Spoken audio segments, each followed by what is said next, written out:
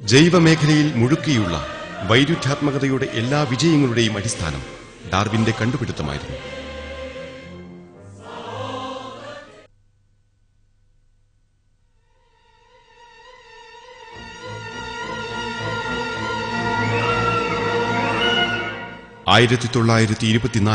ലെനിന് ശേഷം അധികാരത്തിൽ വന്നത് കമ്മ്യൂണിസ്റ്റ് ഏകാധിപതികളിൽ ഏറ്റവും ക്രൂരനായ ജോസഫ് സ്റ്റാലിനായിരുന്നു.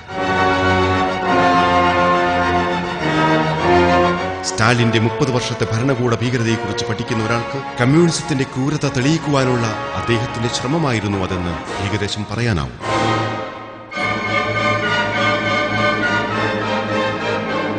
അദ്ദേഹത്തിന്റെ ആദ്യ നടപടികളിലൊന്ന് ഭൂസ്വത്തുക്കൾ പിടിച്ചടക്കലായിരുന്നു. ജനസംഖ്യയുടെ 80% സാധാരണ കൃഷിക്കാരുടെ ഭൂമി പിടിച്ചെടുത്ത് ഏകീകൃത ഫാമുകൾ ഉണ്ടാക്കിക്കൊണ്ടുള്ള രാഷ്ട്രനിർമ്മിതിക്ക് അദ്ദേഹം സേനയെ ഉപയോഗിച്ചു.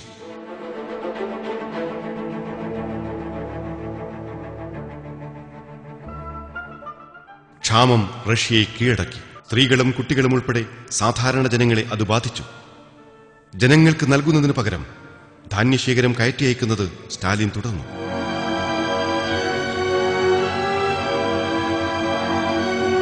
ആദ്യ വർഷങ്ങളിൽ ഏതാണ്ട് 10 ദശലക്ഷം ജനങ്ങൾ തകർച്ചയെ നേരിട്ടതായി കണക്കാക്കുന്നു. കസാക്കിസ്ഥാനിലെ 20% ആളുകൾ അപ്രത്യക്ഷരായി. കക്കേഷ്യയിൽ മാത്രം 10 ലക്ഷം ആളുകളാണ് കൊല്ലപ്പെട്ടത്. തന്റെ രാഷ്ട്രീയത്തിനെതിരെ പ്രതികരിച്ച 100,000 ആളുകളെ സ്റ്റാലിൻ സൈബീരിയയിലെ ലേബർ ക്യാമ്പുകളിലേക്ക് അയച്ചു. ഈ ക്യാമ്പുകളിൽ മരണത്തിലേക്ക് നയിക്കപ്പെട്ട പലർക്കും അവിടെ ചാവുനിലങ്ങളായി.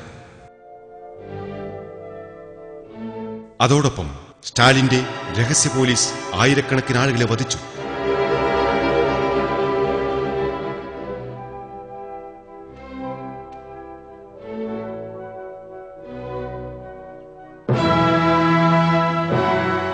പ്രാന്തപ്രദേശങ്ങളിലേക്ക് കുടിയൊഴിഞ്ഞു പോകുവാൻ നിരവധി പേർ നിർബന്ധിതരായി.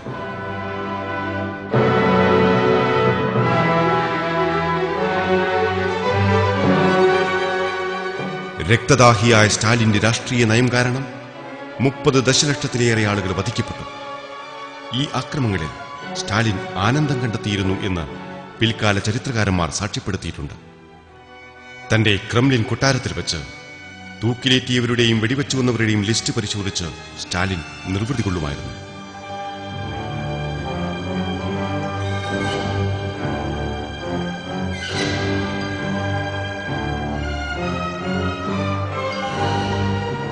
മനഃശാസ്ത്രപരമായ കാരണങ്ങൾക്കപ്പുറം സ്റ്റാലിൻ ഒരു നരാധമനായി കൂട്ടക്കൊലകൾ നടത്തിയതിന് പിന്നിലെ കാരണം അദ്ദേഹത്തിന് ഭൗതികവാദത്തോടുള്ള അഗാധമായ ആദരവായിരുന്നു. സ്റ്റാലിന്റെ വ്യാഖ്യാനമനുസരിച്ച് ഈ ആദരവിന്റെ അടിസ്ഥാനം ഡാർവിന്റെ പരിണാമ സിദ്ധാന്തവും. അദ്ദേഹം പറഞ്ഞു, നമ്മുടെ സെമിനാരി വിദ്യാർത്ഥികളുടെ മനസ്സിലുള്ള തെറ്റിദ്ധാരണകൾ മാറ്റുവാൻ നാം 3 കാര്യങ്ങൾ ചെയ്യേണ്ടതുണ്ട്. ഭൂമിയുടെ പ്രായവും ഭൂമിയുടെ ഉൽപ്പത്തിയും ഡാർവിന്റെ വീക്ഷണങ്ങളും അവരെ പഠിപ്പിക്കേണ്ടതുണ്ട്.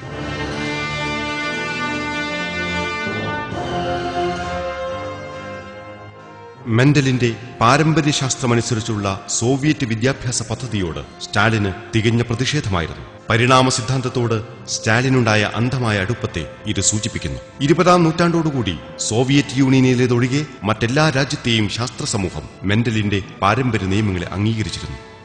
നേടിയെടുക്കുന്ന സവിശേഷ സ്വഭാവങ്ങൾ ശേഷം വരുന്ന തലമുറയിലേക്ക് മാറ്റപ്പെടുന്നു എന്ന ഡാർവിൻ അംഗീകരിച്ചിരുന്ന ലാംമാർക്കിന്റെ അവകാശവാദത്തെ ഇവരെല്ലാവരും തള്ളിക്കളഞ്ഞിരുന്നു. പരിണാമവാദത്തിന് ഇത് കനത്ത തിരിച്ചടിയാണെന്ന് തിരിച്ചറിഞ്ഞ ലൈസെങ്കോ എന്ന റഷ്യൻ ശാസ്ത്രജ്ഞൻ പകരമായി ഒരു ആശയം രൂപപ്പെടുത്തി. ലൈസെങ്കോവിന്റെ ആശയങ്ങൾ സ്റ്റാലിനെ വല്ലാതെ ആകർഷിക്കുകയും രാജ്യത്തെ ഔദ്യോഗിക ശാസ്ത്ര സ്ഥാപനങ്ങളുടെ തലവനായി ലൈസെങ്കോവിനെ നിയമിക്കുകയും ചെയ്തു. സ്റ്റാലിന്റെ മരണം വരെ പാരമ്പര്യശാസ്ത്രം സോവിയറ്റ് യൂണിയനിലെ ശാസ്ത്രീയ സ്ഥാപനങ്ങൾ അംഗീകരിച്ചിരുന്നില്ല. സ്റ്റാലിന്റെ ഈ സമ്പൂർണ്ണ ഭരണകാലത്ത് ഡാർവിനിസത്തിന്റെ ധാർമ്മിക പിന്തുണയോടുകൂടി മറ്റൊരു കമ്മ്യൂണിസ്റ്റ് ഭരണം ചൈനയിൽ സ്ഥാപിക്കപ്പെട്ടു. 1949 ഒരു നീണ്ട ആഭ്യന്തര യുദ്ധത്തിനൊടുവിൽ മാവേ സേതുങ്ങിന്റെ നേതൃത്വത്തിൽ കമ്മ്യൂണിസ്റ്റുകാർ അധികാരത്തിലെത്തി. തനിക്ക് എല്ലാവിധ സഹായവും ഒരുക്കി നൽകിയിരുന്ന സ്റ്റാലിനെ പോലെ മാവോയും ചൈനയിൽ ഒരു ശക്തമായ അടിച്ചമർത്തൽ ഭരണം നടപ്പിലാക്കി. എണ്ണമറ്റ രാഷ്ട്രീയ വധശിക്ഷകൾ ചൈനയിൽ അരങ്ങേറി. മാവോയുടെ മൂഢമായ നയങ്ങൾ കാരണം ചൈനയിലുണ്ടായ ക്ഷാമം നിമിത്തം ഏകദേശം 30 ദശലക്ഷം ആളുകൾ മരണപ്പെട്ടു. സാംസ്കാരിക വിപ്ലവത്തിന്റെ കാലത്ത് യുവ പട്ടാളക്കാരായ ചെമ്പടയിലെ അംഗങ്ങൾ ഭീതിയിലേക്കും കുഴപ്പങ്ങളിലേക്കും രാജ്യത്തെ വലിച്ചിട്ടു.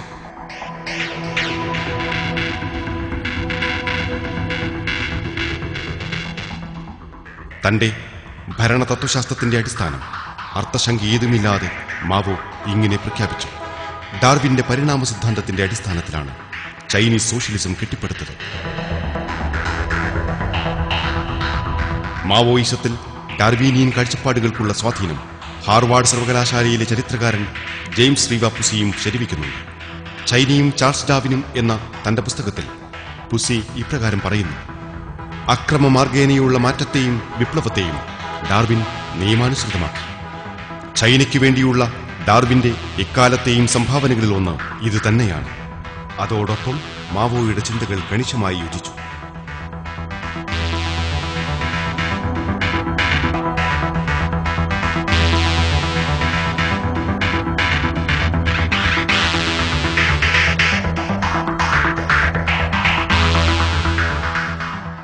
കമ്മ്യൂണിസം പല രാജ്യങ്ങളിലും ഭീകരതയ്ക്കും ഗറില്ല യുദ്ധമുറകൾക്കും ആഭ്യന്തര യുദ്ധങ്ങൾക്കും കാരണമായി. കംബോഡിയയിൽ കമ്മ്യൂണിസ്റ്റ് ഖമർ റൂഷ് സേന രാജ്യത്തെ ജനസംഖ്യയിൽ ഏകദേശം 1/3 കശാപ്പ് ചെയ്തു. കമ്മ്യൂണിസത്തിനെതിരെ അഭിപ്രായ പ്രകടനം നടത്തിയതിനോ കൂട്ടുടമ വ്യവസ്ഥയിലുള്ള സർക്കാർ ഫാമുകളിൽ നിന്ന് ധാന്യങ്ങൾ എടുത്തതിനോ മാത്രമാണ് ഇത്രയും ജനങ്ങൾ കൊല്ലപ്പെട്ടത്. കംബോഡിയയിലെ കൂട്ടക്കുരുതിയുടെ ഇന്ന് കാണുന്ന ശേഷിപ്പുകൾ അധിക വാക്കുകൾ കൊണ്ട് വിശദീകരിക്കേണ്ടാത്ത കംബോഡിയൻ കൊലപാതകങ്ങളുടെ നേർചിത്രങ്ങളാണ്.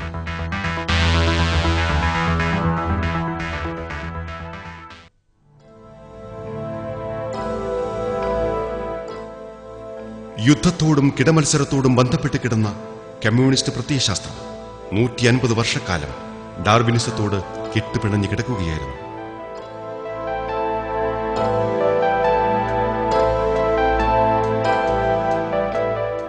ഇപ്പോഴും ഡാർവിനിസത്തിന്റെ അനുയായികൾ കമ്മ്യൂണിസ്റ്റുകാരും മാർക്സിസ്റ്റുകാരും തന്നെ.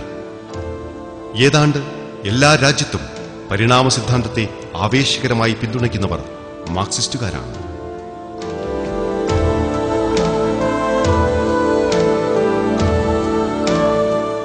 ഇതിന്റെ ഏറ്റവും ലളിതമായ കാരണം കാൾ മാർക്സ് പറഞ്ഞതുപോലെ തന്റെ ഭൗതികവാദ പ്രത്യയശാസ്ത്രത്തിലെ ജീവികളുടെ അടിസ്ഥാന ധാര പരിണാമ സിദ്ധാന്തം തന്നെയാണ്.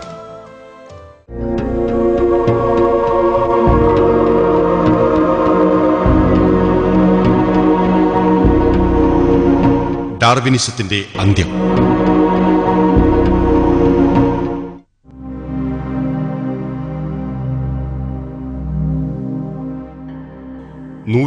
വർഷക്കാലം ഡാർവിനിസത്തിന്റെ കുതിപ്പ് തുടർന്നു. അത്രയും കാലം അതിന്റെ കറുത്ത പൈതൃകം മനുഷ്യവംശത്തിന് നൽകിയത് കിരാതമായ ഏകാധിപതികളുടെ ഉപദ്രവവും വംശവെറിയും പീഡനങ്ങളും യുദ്ധവും മറ്റ് ഹിംസകളുമായിരുന്നു. മനുഷ്യരാശിക്ക് നേരെ ഭൗതികവാദവും ഡാർവിനിസവും മുന്നോട്ടുവെച്ച നിലപാടുകളുടെ സ്വാഭാവിക പ്രത്യാഘാതമാണിത്. മനുഷ്യവംശത്തെ വെറും മൃഗങ്ങൾക്ക് സമാനമായാണ് ഈ തത്വശാസ്ത്രങ്ങൾ കാണുന്നതെന്നത് ചെറുതായി കാണാനാവില്ല. ഭൗതിക വസ്തുക്കളിൽ മാത്രമുള്ള വിശ്വാസവും പ്രകൃതി നിയമമെന്ന നിലയിൽ മാറ്റത്തിന്റെ അടിസ്ഥാനമായി ഇവർ സംഘർഷങ്ങളെ മാറ്റമില്ലാത്ത നിയമമായി അംഗീകരിക്കുന്നതും മനുഷ്യനെ വില കുറച്ച് കാണിക്കുവാനും സമൂഹത്തെ മൃഗീയമാക്കുവാനും മനുഷ്യൻ അവന്റെ സൃഷ്ടാവിനെ നിരാകരിക്കുന്നതുമാണ് ഇതിന്റെ യഥാർത്ഥ കാരണം. പരമകാരുണികനായ ദൈവത്തിനു നേരെ പുറംതിരിച്ച് ഭൗതികവാദം പോലുള്ള തെളിവില്ലാത്ത സിദ്ധാന്തങ്ങളിൽ കുടുങ്ങി വലയുന്നവർ എല്ലാത്തരം അധപ്പതനത്തിനും എളുപ്പത്തിൽ വശംവദരാകും.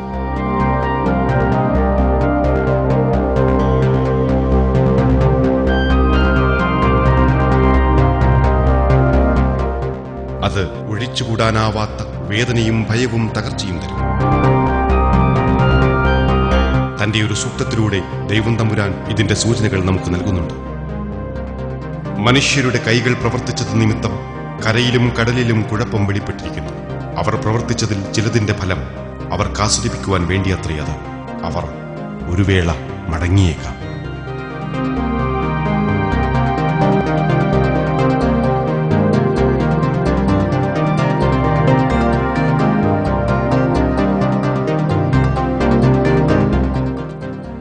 തന്റെ സൃഷ്ടിയുടെ ഉദ്ദേശം മനുഷ്യൻ മനസ്സിലാക്കുകയും ഡാർവിനിസത്തിന്റെയും ഭൗതികവാദത്തിന്റെയും പൊയ്മുഖത്തിന്റെ യാഥാർത്ഥ്യം തുറന്നു കാണിക്കുകയും ചെയ്താൽ മാത്രമേ സമാധാനവും നീതിയും സുരക്ഷയും നമുക്ക് കൈവരികയുള്ളൂ.